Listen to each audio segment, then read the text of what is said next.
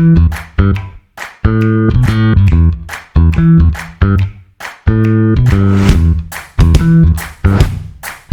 listening to the Common Fan Podcast, a Husker football podcast for the common fan, by the common fan.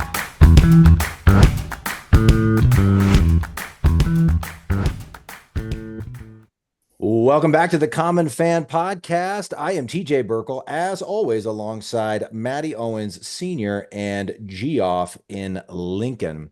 Common fans, go to cpbeef.com right now. Look around on the website. Look at all the delicious steaks, the ribeyes, the fillets, the New York strips. They've got everything you could want or need. They've got ground beef for your burgers, the beef ribs, the beef bacon. There's so much beef. Go to cpbeef.com. Pick one of everything, at least one of everything. And then when you go to checkout, use the promo code COMMONFAN, all one word, COMMONFAN. That'll get you 25% off any item that's not already on special or discounted for some reason. So, certified Piedmontese, premium Nebraska beef, raised and grazed in the beautiful Sandhills region of the state. If you have trouble online, you don't like the interwebs, go to your local Mercado butcher shop. There's one in Lincoln. There's one in Omaha. You can get all the fresh cuts, all the same stuff, plus hot food for your lunch or your dinner. They've got all kinds of great stuff.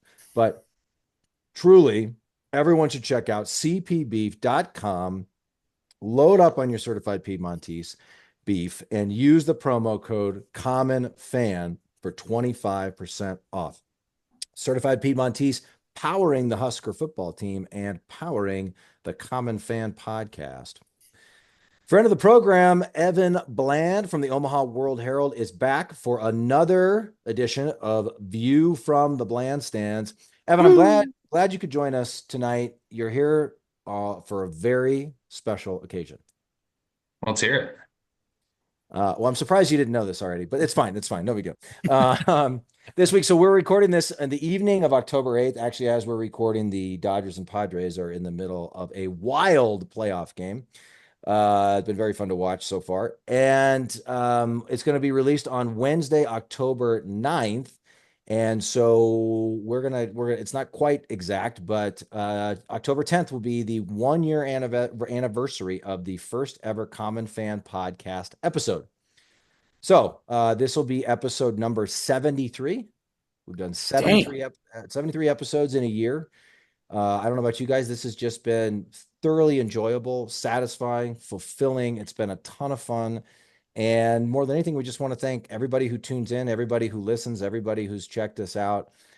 This has been a riot. We're three buddies from high school who had zero following whatsoever. And it's been fun to try to put this out there into the world and be some small part of the sort of Nebraska football ecosystem, talking head ecosystem. Yeah, Touché. Exactly. And thanks to everybody that's participated in the show, yourself included, Evan. We wouldn't have the followers we have without you guys. So thank you very much. Yeah, that's exactly right.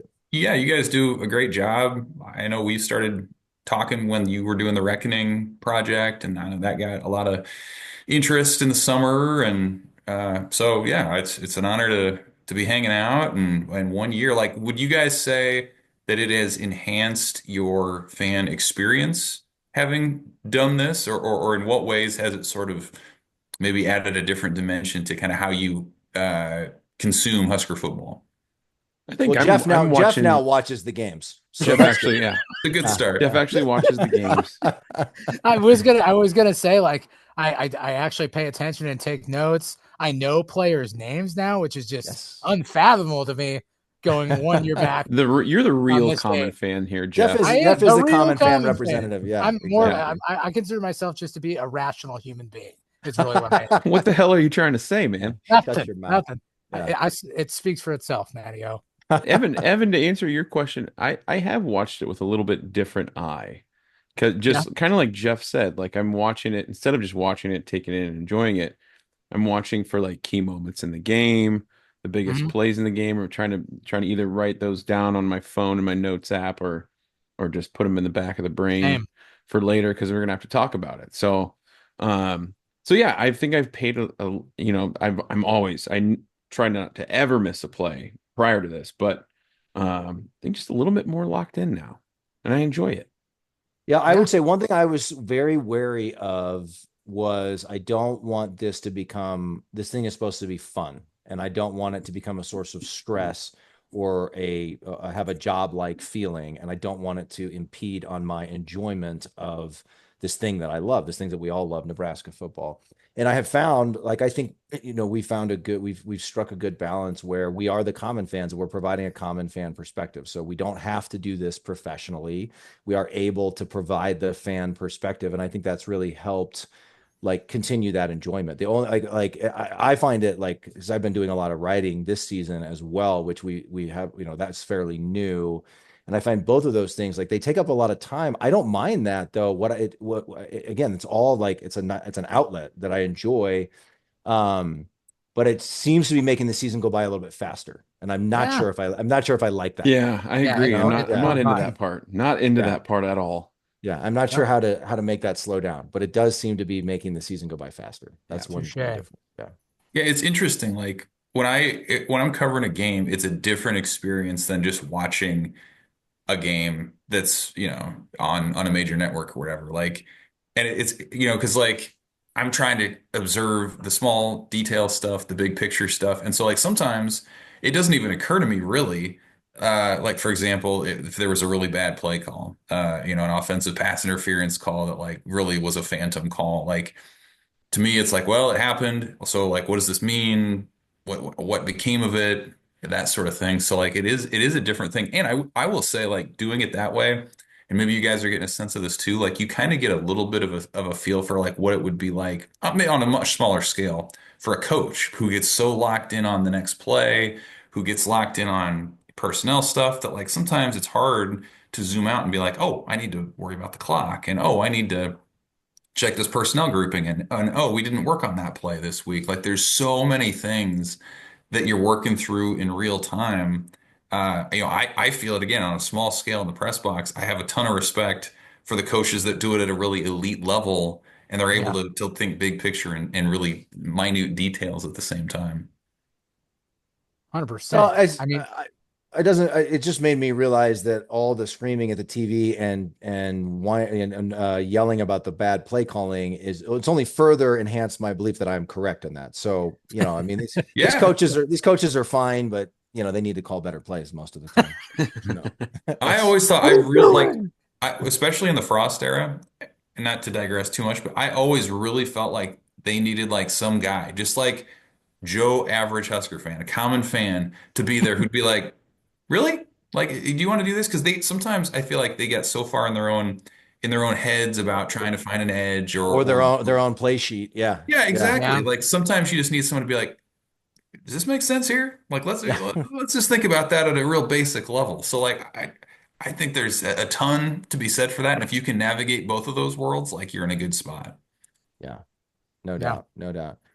Well, we got a lot to get to. One other thing, common fans, very excited. We announced this at the end of the last show. We're going to keep bringing it up until it happens, but we want to start talking about it at the beginning of the show when people are listening. People are always listening to the end, by the way. First ever common fan tailgate, Saturday, November 2nd in Lincoln for the UCLA game. We don't have a kickoff time for that game yet. More details will be forthcoming, but it will be in lot 10. Lot 10. You can Google it and find a map of the parking situation. It's over there. I think it's on W between 16th and 18th, somewhere around there. Yep. More information will be forthcoming, but this is an open invitation to common fan listeners, and we're going to try to have some friends of the program, people who have been on, or people who have just been great supporters and listeners and contributed in different ways, and just celebrate Nebraska football, because that's what just continue with the theme of the night. That's what this whole podcast has been about from day one, and that's what the tailgate is going to be about as well. So we'd love to see you there. UCLA game, November 2nd. Mark it down. Jeff, write it down on your paper calendar. Everybody. Got it right here. I got it right here. Everybody mark it down. Hold on. Because it's going to be a lot of fun. All right, Evan, Huskers beat. I don't want to spend too much time on Rutgers because everybody's been talking about Rutgers a lot, but we win 14-7, never really in doubt, right? had that thing locked up from the word go, and no big deal, right? I mean, Nebraska fans are very comfortable in one score situations. Things tend to go well. No, there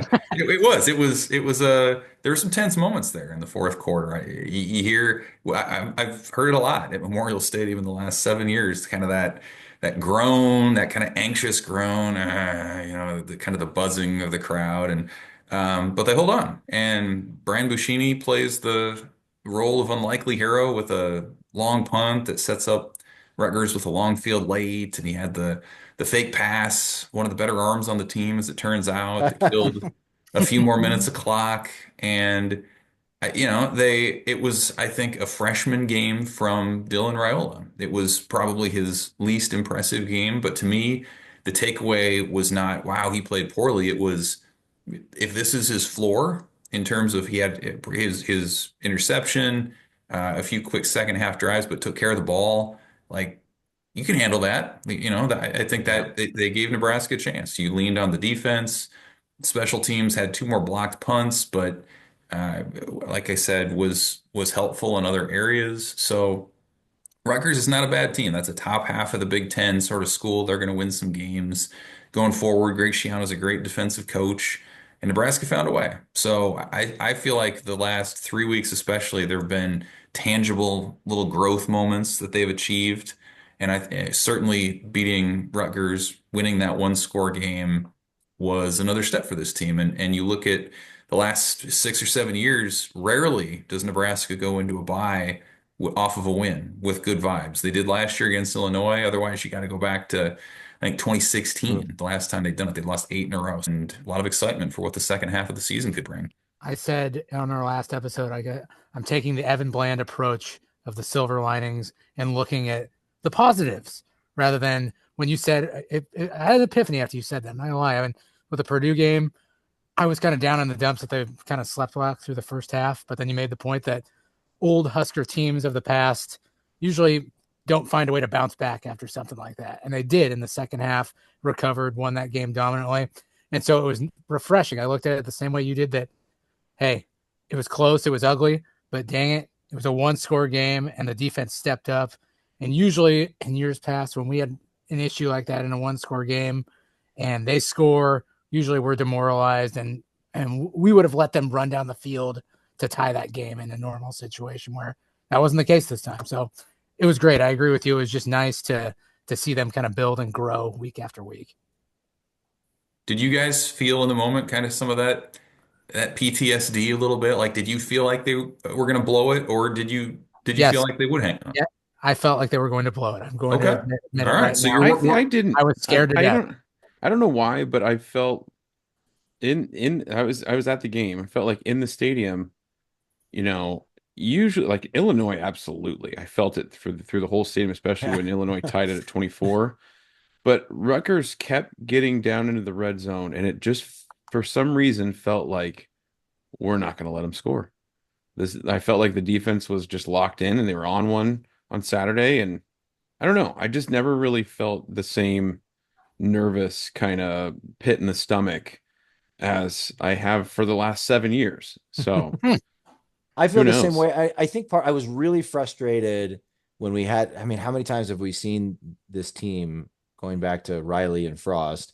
How many times have we had the ball with 4 minutes or less and a lead, and all we had to do was get 1 to 3 first downs, For sure. Yeah. And have been unable to do it. It's so frustrating. And so that was really frustrating. But after Buschini's punt, I was like, there's no way. Like, there's no way that this offense can move the ball, especially the way Cadillac Manis was playing. Like, there's just no way. So I felt pretty good about it. It was so awesome the way it ended with the James Williams sack, and just like really, really cool. And so I will. Well, sorry. Do you guys? You want to finish up on anything on that? Sorry, go ahead. Yeah, I don't believe either of you guys. I just want to make that clear right now. It's your choice, Jeff. We've been friends for 30 years. You just go ahead and don't believe me. I can read you like a book. I'm on to you. I do think that is a good Rutgers team. I think they're going to be in like the 7-9 win range. They're going to go to a bowl game. This is this probably Shiano's best team, at least since he's been Agree. back second tenure as head coach. So that's a good win for the Huskers, and no one should scoff at a 14-7 win over that team. What would be nice, since we've got a lot to get to, we'll go ahead and we'll segue here. The Huskers, they have had growing moments. They are showing signs of learning how to win. And that is that's not insignificant. That is a positive development.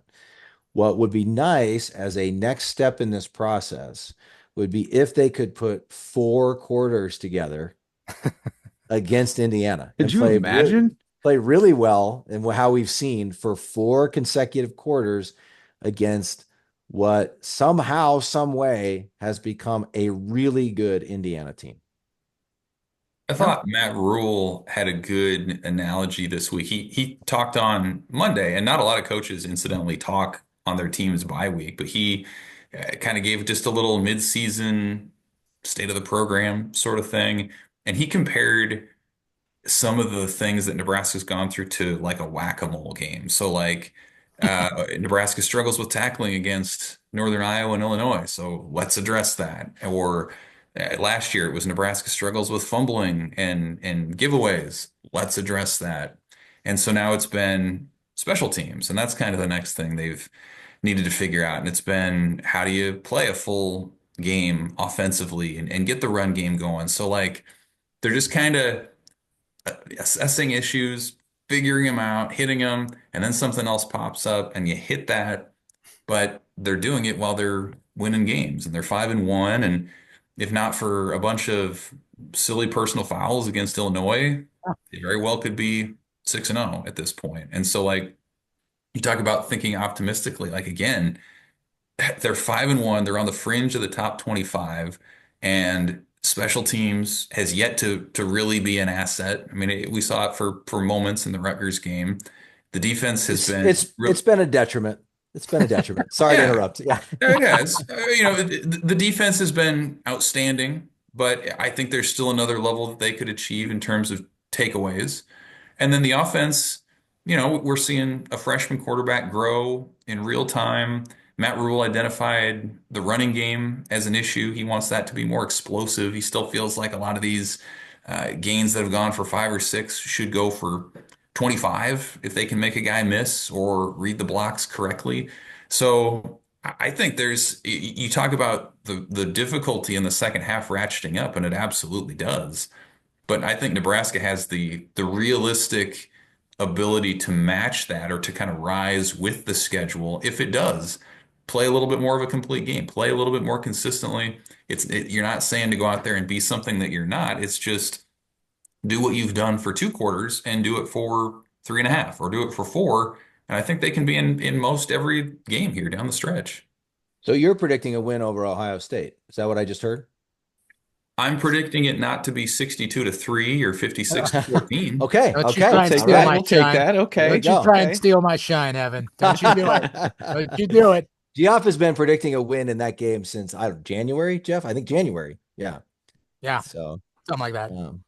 Okay, well, so check this out, guys. I did just a little bit of brief research today. Indiana is 6-0 for the first time since 1967. They're 18th in the AP poll, 20th in the coaches poll. I'm pretty sure coming into this season, it was either like the most losses or the biggest losing percentage of any college football program in the FBS. I think that's right. So they've really flipped the script. They've won every game this season by double digits. They're averaging more than 47 points per game. But what's more, I think everyone's seen these large numbers they've been putting up and assuming, wow, they really found something with that offense. Check out these defensive numbers. 14th nationally in scoring defense, 8th in rushing defense, 25th in passing defense, and 7th nationally in total defense. Like, this appears to be an extremely well-rounded, good team. They haven't played, their strength of schedule has been pretty weak, I think one could argue. But Evan, what have you seen, or have you gotten there yet? But what have you seen? Curt Cignetti came in from James Madison. He's won everywhere he's been, but James Madison was sort of the biggest level program he had been at as a head coach anyway. He was on. Interestingly, he was a wide receivers coach and recruiting coordinator for Saban's. Like Saban hired him right away at Alabama, and he was on some of those early national championship staffs, which is kind of interesting. But Right. anyway, Evan, go ahead.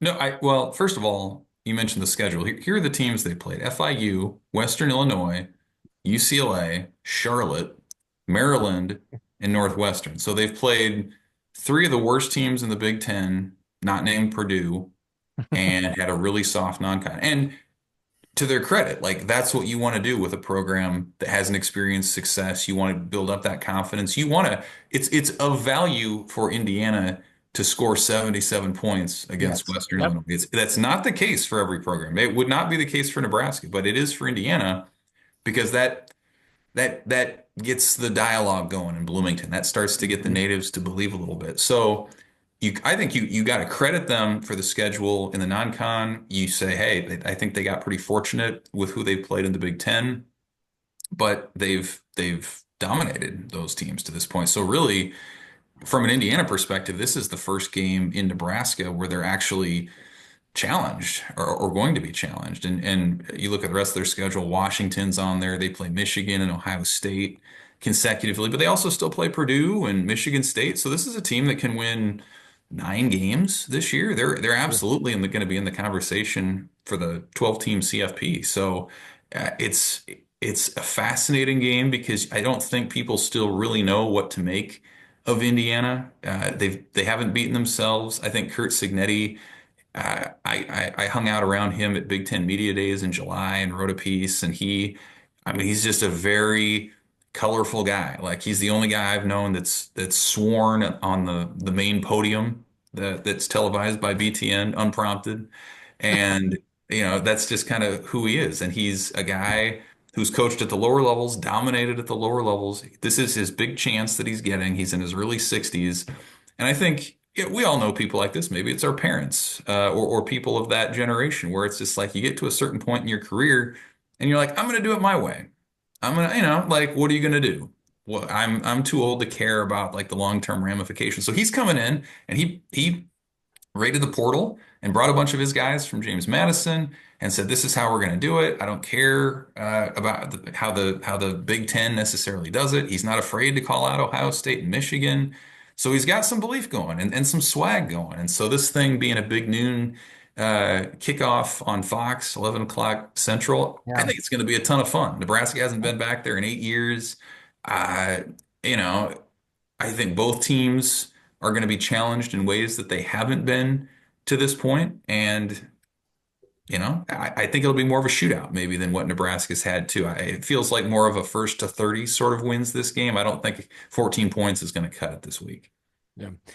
Well, Signetti's very confident. He's very brash. I love your example of him swearing at the podium. I'm just going to say this right now because it's come up a couple times, and I'm not going to get another chance to say it. But I did in the off season. I called him out as being Mo Green, the character from The Godfather, the original Godfather, because in The Godfather Part 2, Hyman Roth is talking about Mo Green, and he says, "I knew Mo. I knew he was headstrong, talking loud, saying stupid things." And in the off season, like I went on a Big Ten show, not our show, and I said all of that, and I said that's Kurt Signetti, and he's Mo Green, and they're not going to be any good, and they've never been any good, and now they're undefeated. Yeah, Thanks a lot, AJ. yeah, and they shouldn't. I was offended that they were even trying. Yeah, you did mention you did say Yeah, that I said too. that too. Yeah. So now they're 6-0 and they appear to be really good. So I think I was wrong on that one. I'm big enough to say that. I'll put that out Good there. for I'm big you. enough to say that. Yeah, thank you, Geoff. But I think at the very least there was maybe a little bit of buzz around Signetti. He did bring in a bunch of transfers. People thought, he could have an impact at Indiana. I don't think anybody had this one circled in the offseason as a problem for Nebraska. And some of it too, like we talked about the schedule, like who would have thought? I mean, when they came out with these schedules, I don't know if the Chip Kelly departure had even happened yet. Like you see that game on paper in the offseason, it's like, oh, UCLA is gonna wax Indiana. Or, even Maryland, like you're thinking, oh, Maryland's not too bad. They'll probably beat Indiana by 2 touchdowns. But just look at how things change, right? So Indiana, they're better than we thought they were going to be. Maryland, UCLA, probably worse than we thought they were going to be. It's just interesting how these these teams and what we think of them changes over the course of just a few months, right? Well, I think, yeah, Matteo, you're exactly right. And just looking at our schedule, same thing, right? I think Yeah. nobody was really thinking about Indiana. Everybody saw that stretch of, I think it goes Ohio State, UCLA, then USC, and everybody thought, oh boy, well, UCLA, Chip Kelly coming to Lincoln. Like, no one, I don't think anyone was. I mean, knock on wood, saying this out loud. I'm chalking that up as a win now. Yeah. Nobody was doing that in the Or offseason. even you at like USC. I mean, a few weeks Yeah. ago, I'd been like, oh God, that's probably a loss for Nebraska. Now it's like, well, they've been pushed around by Michigan. They've been pushed around by Minnesota. Around by Minnesota. I think we got a pretty decent shot going out to LA and perhaps getting a W. So Yeah. yeah, Could it's happen. Well, crazy. it's also evidence of how not this stuff not only is all, there's always surprises and things that we didn't expect, but it also shifts throughout the season, right? Mhm. Well, it's a reminder that like in this era of NIL and the portal, there's just more parity. Like who would have thought Vanderbilt would go and beat Alabama? Mhm. Who would have, what I mean, last week there were what, six or seven top 25 teams that lost, most to unranked opponents. Yeah. Like, and that because teams at the very top can't stockpile the top recruits anymore, just based on sending guys to the NFL. And if they do and they don't play, then they can still leave. And so it's you're seeing a spread of talent all over the place. You're seeing Indiana's a great example of that, where they were able to turn their roster around so quickly. And you're seeing it in the Big Ten. Like if you were to tier the Big Ten right now, to me, it's Ohio State, Oregon, yeah, maybe Penn State on kind of its own little tier, and then you've got like 12 teams that are hard that could happen. Anyone could win on any given week, and then on the bottom you've got UCLA and Purdue and maybe Northwestern, but like. Mhm. The separation is so much smaller than it was. Think back to when Nebraska was winning 9 games a year under Bo Pelini. Northwestern didn't care about football. Minnesota didn't care about football. Purdue didn't care about football. Like half the league didn't really care about football. And now everybody cares because everybody has resources and everybody's trying to be in the Super League. So like I think the way that we view a team like Indiana or Purdue or Minnesota or whomever, like from what it was 15 years ago is not what it is now. And it's a whole heck of a lot harder to find any separation because everybody has the same resources that you do. I listened to a show this morning on my morning drive, and they kind of said something similar to you, Evan, that the parity is it's just so spread out now because of NIL that like 9 through like 25, you could argue even like 5 through 25 is just anyone's game now. You just never know what's going to happen week to week. But who would have thought, thinking about looking back on what we thought of the schedule before and what we think about it now? I know, Evan, you had mentioned that you thought Colorado arguably was the most important game for the Huskers of the season. And now you could argue now that who would have thought that Indiana is probably one of the most important games of our season because this is the game. This is the bowl game. This gets us to 6. You know what I mean? So this win or non-win could have a big effect on where we go the rest of the season. So I think this might be, it astonishes me to say it, but the most important game that we have thus far is winning this game. They're all the most important game, Jeff. Go 1-0 every week. That's right. Yeah, I mean, yes, it's a huge game. If they lost to Colorado, the tone's a lot different. I mean, then Yeah. this game doesn't have the stakes that it does. But I mean, that's the fun of it, right? Like the more that you win, the higher the stakes become the next week. And maybe Nebraska, if they win this week or against Indiana, they're gonna have a little number next to their name next week. That's just how it's gonna be. And then that Ohio State game becomes interesting, and you've got the streak on the line against Wisconsin later in the year, and at USC, and I like it's just there's a ton of fun stuff coming, and I think that's the coolest thing for Husker fans is like the last 7 years, it's been October's been the big month. And hey, are they for real? And the answer is inevitably no. And then you kind of play out the string in November. if they have a good, successful October this time, man, you're playing for high stakes stuff in November. I mean, you're talking about Yeah. bowl positioning, maybe being in, the CFP rankings will be out later this month. Nebraska hasn't cared about those ever. Not, I mean, not in 8 years. It hasn't been relevant to the Yeah, fan discussion. So, yeah, I mean, it's fun, right? Like exciting. the more they win, the higher stakes the next game becomes. Evan, have you gotten a sense I know, it's probably be a little bit less coach access this week, but I know you did talk to Coach Rule, or, have you gotten a sense from anybody like how they might go about attacking this Indiana team? Do you think, you mentioned it being a shootout? Do the boys in red, well, they're both in red. Do the big red, the Huskers, do we try to Big Ten them a little bit? Do we try to hold the ball and slow it down? I assume getting to the quarterback will be pretty important. Like any thoughts or early sort of tips or keys to victory here? Well, I mean, Matt Rule didn't get into it this week. They kind of have a self-evaluation week, and I think they'll really dive into that next week. But yeah, it's such a fascinating game because you can look at the numbers Indiana's put up, and like we said, they've done it against competition that isn't what Nebraska is. It's just been a level below that. So are they able to continue it? I think some of that comes back to confidence. Like the fact that Indiana's 6-0 in their heads, they're unbeatable. And there's value in that, in how they're going to play and how they're going to go about their business. I think if you're Nebraska, you do what you do.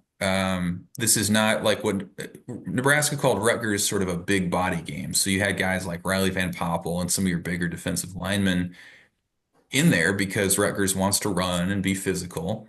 This next game for Nebraska is going to be more about speed and guys who are able to cover. Um, so it's going to test Nebraska, I think, in a different way. The pass rush is going to be a little bit more of a factor. And maybe it's to the game where Nebraska opens things up for Dylan Raiola and the offense a little bit more. Obviously, if you can run and you're able to run, you do that. But I think a year ago, if they fall behind, man, how are you going to generate those points? Right now, I think they feel pretty confident in saying, "Hey, let's get the ball to Nayor or to Banks or to Fidoni or to Barney or I mean, you can name 7 or 8 guys that they'd like to get the ball to." He said on Monday, "Hey, it'd be great to get Heinrich Haarberg the ball more, but it's hard to have enough touches to go around." So I think Nebraska's comfortable in a shootout. The Black Shirts would tell you that's irrelevant. They're gonna, do their business and make sure it's not. Uh, but I still think it's going to be a game. It's not going to be a 14-7 kind of game. It's not going to be a scoreless at halftime kind of game. I think it's going to be one, again, where maybe it's going to come down to a big turnover or explosive play here or there. But to me, it really is, hey, who can get to 30? And I think if Nebraska can do that with the way the defense is played, they have to feel pretty good about their chances. Indiana's going to do what they do until they get smacked in the mouth by Ty Robinson Right. and the polar bear. That's All right. right. Then they're going to be like, oh, we're in for a dogfight here. Yeah, there goes that irrational confidence that Indiana has right now. You just smack them right in the mouth. Smack it right out of them. And then early. they go, wait a minute. Nobody's hit us like that yet this year. That's exactly right. Yeah. Could be. Exactly right. Would love to see the defense kind of put a stranglehold on that offense. But Yes. well, let's zoom out a little bit. The Huskers, we kind of talked about some of this, but we're second year in a row, I think, where the bye week, and they have 2 bye weeks this year, which I think works out well with a young quarterback and all that. But second year in a row where we have a bye week right at the midway point. We play 6 games and then a bye week, which feels right. It feels, I'm sure that's like about right for the team, right? But Nebraska's 5-1. This is our best start since 2016. We're essentially number 27, where others receiving votes, and we're two teams out of the top 25. I think generally speaking, despite what some of the chatter we see on social media, I would have to imagine 95% of the fan base is pretty happy with where things are. Evan, what are some of your big picture takeaways from the first half of the season? Like where is this program halfway through year 2 of the Matt Rule era? Well, I kind of like to start by thinking about what was the perception coming into the season and then what's changed the most. And so one of the big points of emphasis, and it's internally as much as it's been talked about externally, has been the turnover margin. And Nebraska has yet to lose the turnover margin this year. They had a tie and they've won every other week. And so you can't overstate what that means when you had 31 giveaways as an offense last year. I mean, just ridiculous numbers that held them back, and they still somehow finished 5-7. And you look at what the offense has done now. Dante Dowdell has a fumble in the opener. That's the only fumble Nebraska's lost all season, knock on wood. Dylan Raiola's had two 50-50 deep balls picked off when the defensive backs ripped it away from the receiver. And he finally had his first, what you call true, maybe deserved interception against Rutgers this year. So, like, that to me is where you start. And, like, from an explosive perspective, they have their moments, but they're really not that much better than they were a year ago, but they're light years ahead of where they were with the turnovers. So I think that to me, that's one of the first stories of why this team is where it's at. Defensively, they've been able to generate takeaways as well with a few strip sacks, interceptions. They had a couple more against Rutgers as well. The pick six against Purdue that kind of sealed it from John Bullock. So I start there, and I think the defense has been what everyone expected it to be. Yeah, it got a little bit dicey with Illinois with some self-inflicted wounds, but there's depth there. They haven't struggled much against the run of late. The secondary's been really good, highlighted by Sear Wright and him coming on. He might be one of the best portal additions in the country if he continues to do what he's done. And then special teams was a question mark coming in. It's still a question mark. They haven't figured out place kicker yet. Obviously, the punting operation's been erratic at best. And so, I think they're ahead probably of where they hoped to be. But this to me, this is not like a conventional year two where you're like, hey, this is the second year for a coach. You're building towards something. This is a veteran defense. This is a veteran offensive line. They brought in senior skill players on offense to win now. So I think there's an urgency there. I think they're playing with that urgency. And yeah, their quarterback's a freshman, but he's getting better most every week, maybe with an exception of this past week. So I give Nebraska a solid B plus for what it's done to this point. I'm sure they ache to have that Illinois game back, but they're in every game. They've shed a lot of these demons in recent weeks, especially related to one score games. And I think they've done enough again to make the second half of the season exciting and not just sort of playing out the string or dreading trying to avoid a blowout against a better brand name. It certainly has a different feel, that's for sure. Just the positive vibe and the energy this season. I mean, yeah, first year head coach last year, there was a lot of positivity, but overall as a season and the way things have panned out, it definitely has a different feel to it, in my opinion. Yeah, I think I mean, like TJ said, and probably 95% of Husker fans are like rowing the boat in the same direction, right? So there's just general. Yeah, did you have to say row the boat? I'm just trying to think of an expression. We're all going the same way, guys. We love you, Matt. I'm not a PJ Fleck apologist. No, but everybody feels good about the trajectory of the program, about Matt Rule. Like we've watched Chasing 3 and seen what he's like in the locker room, firing the guys up, but then he's not just it doesn't seem like he's just a motivator. Like he's got a good staff around him that seems to be really developing these kids and they're improving. And then like Evan just said, we made some pretty good portal additions, and here we go. The back half of the season awaits, boys. So what do you guys think? We have to talk about this, but like takeaways about Dylan Raiola 6 games in? Stud. I mean, the Rutgers game has not changed my opinions on him. You see some of the dumbest stuff on Twitter, and it's just like, really? Are you kidding me? Like, yeah. Number one, he's facing arguably the best defense he's played. I mean, Illinois' defense is pretty good, but like I said in the recap the other day, I think Rutgers is going to win 8 or 9 games. If you look at their schedule, I mean, it looks like 8 or 9 to me. Um, and then you throw in like the really just Oh, weird weather day with the windy, dude. swirling winds.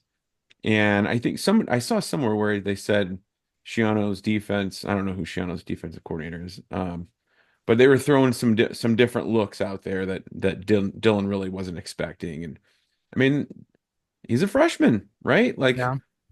but he still made enough good throws when we needed him. That and like Evan said, like if that's Dylan's floor, like holy shit, like we're in pretty good shape, boys. If that's the worst he's gonna play, um, then we're okay. We're okay.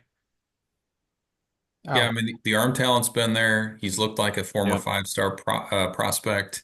The reads have been good.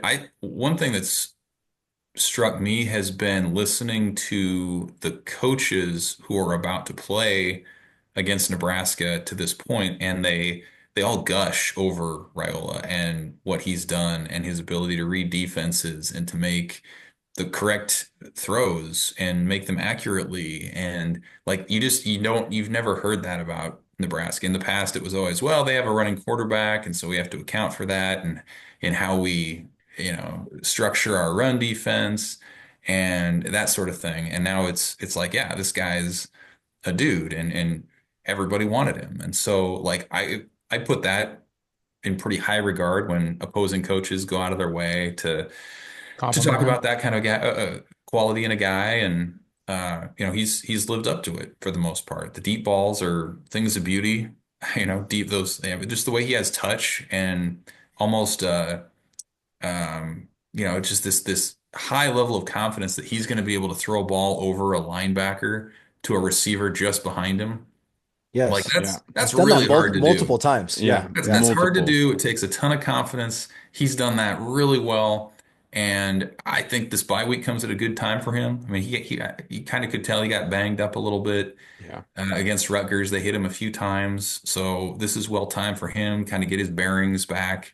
But he's been what everyone thought he would be. He's going to get better as his career goes on. But right now, like as I kind of said before the season, at worst, if he's a talented game manager who gets the ball to his skill players in space and doesn't turn it over, Nebraska has a really good chance to win with what they are doing on defense and if special teams can kind of figure it out a little bit. So I think he's doing exactly what Nebraska wants him to do right now. He's solid, occasionally dazzling, and he's getting better every week. I agree. I think he exceeded my expectations. Like, I knew that with him being a freshman, I thought maybe we'd see some glimmers of hope, but I wasn't expecting anything huge. But he's definitely gone above and beyond what I thought he was going to do already this year, with the exception of a few things in the Rutgers game. I think he's been phenomenal. It's really exciting. I mean, the future's bright with him, and it's just really exciting to think, like you said, Evan, he's just going to get better and better. And um, we won't look too far ahead to next season yet, but like I think there's a lot of reason for excitement here. Any surprises about this Husker team through the first 6 games for any of you guys? Hmm. Other than well, I think Dylan is better than we expected. Jeff just kind of said that. Surprises. I mean, I don't know. I, Not I, really. I I thought we would run the ball a little better. Yeah. Oh, yeah. Yeah. Maybe not like a shocker, but um and I don't, again, we've talked about this many times. We are not run the ball like the 90s guys. We're not begging for the triple option to come back. No. But and also you've got these playmakers, you've got Dylan Raiola, you have to utilize them. But they continue, we've talked about this many times. They continue to talk about wanting to be a bruising team, Evan, I think you've brought up almost every week. They talk about wanting to have 75 rushing yards in the fourth quarter. Have we ever done that? Like, They came close against Purdue, or they hit Did it it against against okay. Purdue. They did against Purdue. Okay. I mean, see, I think So like they I don't know, show and maybe I don't know. I always have that metric of 200 yards rushing in my head as like the more than that or more is good, below that is bad, and maybe that's not totally fair. Maybe that's overly simplified, but I don't know that we've reached that one. Well, yeah, I'm sure we have against UTEP or they somebody, but show like they show like we're not doing it these consistently. they show these flashes, right, of being able to be that kind of team. But Yeah. then just like it's in it like seems like again, I have nothing to back this up, but it seems like they get that going and then they just like stop. Like it's Hmm. like they just say, okay, we've run it Or they enough go away now. from it. Yeah. Now let's throw it 3, 4 times in a row. And it's Yeah. like, no, wait a minute. Dowdell was getting 5 and 6 yards a pop, 3 plays in a row, first down, we're moving the ball, and then you're gonna throw on first down, throw on second down, throw on third down, 3 incomplete passes, now we're punting. Like I don't know. It seems like there could be a little bit more commitment to it. Like, and I know you've got the stud quarterback and you want to show him off. You don't buy the Bentley to leave it in the garage, right? You want to show off Dylan Raiola Yeah. and what he can do. But he'll be even more successful if we can run the ball really well. Yeah. It's just kind of like get running the ball going, and then he's been pretty good off play action, and Yeah. I don't know. Hey, just a fun exercise. So when you say that, what would your guess be on how many times against Rutgers Nebraska ran versus passed? Okay, so I was gonna say it felt like we tried to pound the rock against Rutgers more than we have all season. I'm just not sure. I felt like we were pretty inconsistent at doing it. Okay, Evan, I would say 58-42 percentage wise, rush to pass. I have no idea. Don't ask me. I'm, They attempted 42 rushes and 28 passes. So it was almost a 2-1, Hmm. wow. but it didn't look like maybe everyone was hoping it would look. And I Yeah, think right, that's kind of what it came exactly. down to. So like the second half, they didn't get the run game going, but they did run the ball, and Yeah, that killed clock, and that allowed the defense to do what it did, and it allowed Nebraska to get to the fourth quarter where they had the wind. And so like sometimes it's not all that effective, but it's a means to an end as you're playing complementary football.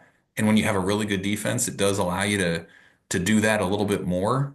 Nebraska had that luxury because they were ahead. They won't necessarily if they're losing in the next 2 weeks. So it's an interesting conversation. I know Marcus Satterfield has a sweet tooth for the long ball, the yes. deep pass. Like I think in his heart of hearts, he would prefer to do that. But in the Big Ten and the blueprint to winning is not shootouts. The blueprint to winning is time of possession, protecting your defense, running the ball because that's the most reliable thing you can do in the snow and the wind and the elements that come about.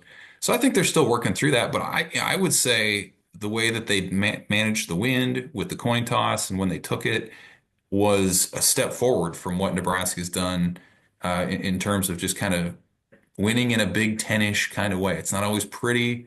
It's not always monster yards, but I do think, especially against Rutgers, they've made a concerted effort to run the ball more, and that was part of just that complementary style of victory.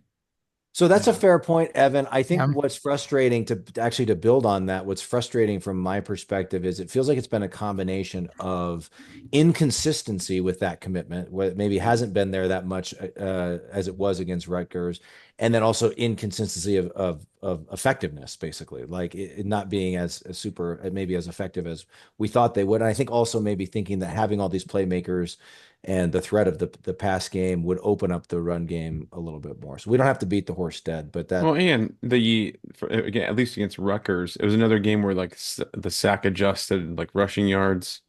Like you look at the team stats, and it's like Nebraska had like 70 yards rushing, but there was four sacks. So take off like I don't know, it's 30, 35, 40 yards. yeah. I mean, you look at it, Dowdell had 4.1 per carry, Ramir 6.8. I think where like, we kind of felt like it didn't seem like as much was because Emmett Johnson carried 14 times for just 33 yards. That's Yeah. 2.4 pop. Where we thought he was taking over the It backfield. turning the corner, yeah, after Purdue. Yeah, exactly. Exactly. Hmm. So All right. So what do you got? What is the ceiling for this team? What do you guys think? 5-1, everything. Look, it's as Bo 11-1, Pelini, TJ. as 11-1's the ceiling. We were as talking about Bo, this. as Bo Pelini used to say, everything's still out there for this team. Everything's still out there that we want to accomplish, right? I mean, Husker fans can go to bed during the bye week and they can have visions of contending for the Big Ten title dancing in their heads, and they can have visions of college football playoffs dancing in their head because those things are all still out there. They're all still Yeah. possible. Even with a loss to Ohio State, and I won't pontificate on outcomes of any other games, but even with a loss to Ohio State, that could still be possible depending on how things play out with other games. So like with a dose of realism, obviously the ceiling, yes, thank you. The ceiling is 11-1 if we were to win our last 6 games. Thank you, gentlemen. But with a dose of real, like, what do we think? We throw in everything we've seen, we throw it into the blender. The special teams performance, the elite defense, the offense that's been good, definitely better than last year, but a little more inconsistent. And then mix in the fact that the schedule gets a lot tougher in the second half with a really good Indiana team, an excellent Ohio State team, and then Iowa and Wisconsin, USC, who's a borderline top 25 team, and then Iowa and Wisconsin you can never take those, they both appear to be like beatable this year. They don't appear to be maybe their best teams in the last 4 or 5 years, but the Husker fans know better than to just chalk those up as victories. So putting all that kind of into the mash, what do we think is kind of what comes out the other end? Like, what do we think the final record, or what are we playing for? What are we playing for? I think if they go November, if they go 500 the rest of the way out, I'll be thrilled. I think they could win 8-4. That'd be 8-4. That'd be 8-4. I mean, I think they could win 9. Right? I'm gonna say 9 because we're gonna pick off that Ohio State game. So 9-3 is fine. But if you go game by game and look at it, okay, well, let's say, I mean, realistically, let's say things don't go well, we lose at Indiana, and then we go lose at Ohio State. Suddenly we're 5-3, just 5-3. Yeah. They're 5-3. That's a turning point. What happens after that? Yeah. Well, and then I think this is why Jeff, knocked on wood. Jeff, your point about the Indiana game being so important is win that really true, right? If you win that, mm-hmm. and then again, let's just say Ohio State's a loss, just for the sake of conversation, you're 6-2, but then you bounce right back with a pretty bad UCLA team. Mm-hmm. Yeah. Like, it's not totally insane to think we could be 7-2 going into USC, Wisconsin, and Iowa. And you play different. Like you get that bowl game monkey off your back. I feel like you just play differently because you're not worrying about that anymore. That's something you've taken care of. And I mean, suddenly USC looks human, like you said, Matteo. Suddenly, as compared to a few weeks ago, they look human. Wisconsin has not. I mean, I know they score 52 points against Purdue, but other than that, they have not looked great. Iowa's Iowa. That's always going to be. But Evan called it. Evan said, Purdue. There's a chance that Purdue might just like give up. Or that was, I'm putting words in your mouth, Evan. But didn't you say that kind of like if? 1-11 is very much in play for that team. I think so. Yeah. So anyway, so I, again, that I think that's what, do I think this Husker team is a playoff team? No, not really. But when you go through it and you say there's like Indiana's favored by 3.5, Nebraska can win that game. Nebraska can absolutely win that game. When you think about Nebraska could win that and UCLA, neither of those things are crazy, right? And suddenly, even factoring in a loss to Ohio State again, imagine being 7-2 and ranked going into the final 3 games of the year. When was the last time Husker fans, got to play in meaningful games like that? Like you said, Evan, this is the fun part. This is what happens when you win, right? And so that's, I don't know. I think 8-4, 9-3 is probably like we get one of those games people don't think we're going to get, and maybe we're 9-3. And how thrilled would Husker fans be with 9-3? Yeah, well, they would have to get one of those games where we didn't think they would get to. I think to get to 9-3. I don't know if I'm ready to call Indiana one of those yet, though. Like, I'm looking at ESPN's FPI, and that's like 75% that Indiana's going to win that game, and I'm like, that seems high. Yeah, that's like they gave Rutgers a 33-34% chance to win here last week. And I wondered what they gave all the unranked teams that won last week. What were their chances? Well, that's who knows what goes into that formula, but yeah. Right. That's why that Ohio State game is looking, I'm just salivating for that. All these upsets, that's looking more and more pretty to me. I can't wait for it to happen. It's going to be awesome. Evan, what do you think about this whole delusional fan conversation, Evan? Well, I'll give you a couple of thoughts. First of all, you look at the second half. I like to maybe just start with, hey, how many of these games are Nebraska going to be favored in? The Indiana line will be really interesting. I don't think they'll be favored, but it should be close. They're going to be favored against UCLA. There was one out today, at least. It was Indiana favored by 3.5. Sorry, Evan, go ahead. Okay. Yeah. So yeah, that makes sense. They'll be favored against UCLA. I think they'll be favored against Wisconsin in Lincoln. Yeah. At Iowa, it should be a toss-up kind of game. USC will be tough, but that's the team that's right ahead of Nebraska receiving votes in the AP poll. So nationally, the perception is they're essentially even there. So a lot of brand names, a lot of teams that Nebraska has struggled against in the recent past, but I think just from a weekly point spread sort of outlook, these are all toss up sort of games. And it comes down to a lot of the little stuff that we're talking about, playing 4 quarters and eliminating penalties and shoring up special teams and getting the run game going. Like all that kind of stuff is going to make the difference. And here's the other thing I would say when you talk about the ceiling is like, look at, and we talked about this a little earlier with the top 25 and saying how teams 5 to, 30, the difference is very minimal. So like, you look at some of the teams in the CFP bubble watch right now, like, is Nebraska really that much different than Iowa State? Is Nebraska really that much different than BYU or Utah or Kansas State? These are all top 20 teams that are in that mix. And so, like, I don't think Nebraska is demonstratively different than any of those teams. You have to play clean and grow as the season goes and get some contributions from guys and avoid injuries. But like, I predicted 8-4 before the season. I think that's very much in play, if not 9-3.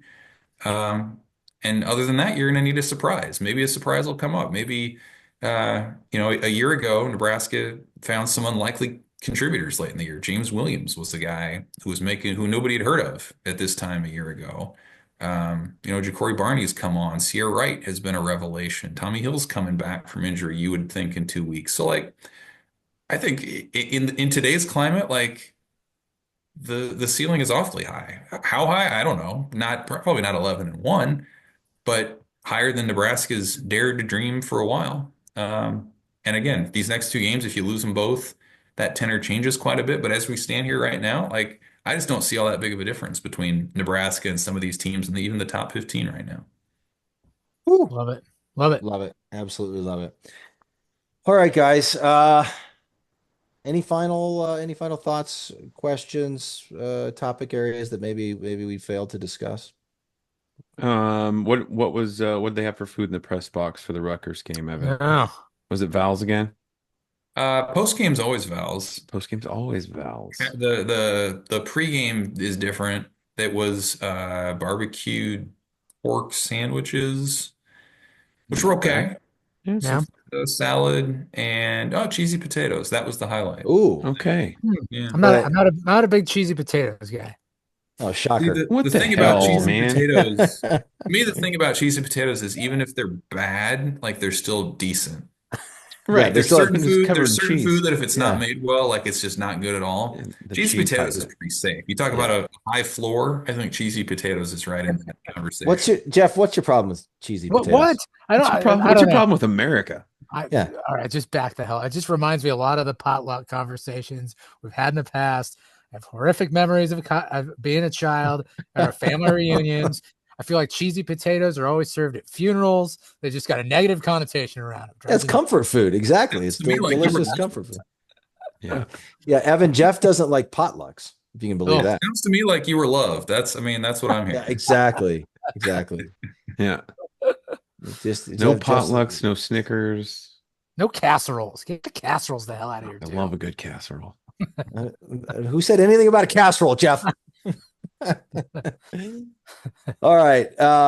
One programming note for the common fans. We are going to take a break next week from the View from the Blandstands. Just a little bye-week break. The team's getting a bye-week break, and so the View from the Blandstands, we're getting a little break as well, and just resting our vocal cords and getting prepared for the second half of the season. So, Evan, we will look forward to seeing you in a couple of weeks So I guess the next time we get together, you will have been in Bloomington, and we'll have a lot more to talk about. So, did you go? Yeah, because my recollection is last time we were there was 2016, and that was one of those 7 wins when Riley got to 7-0. I think we beat him 27-22. I don't know why that just popped in my head, but it was kind of one of those.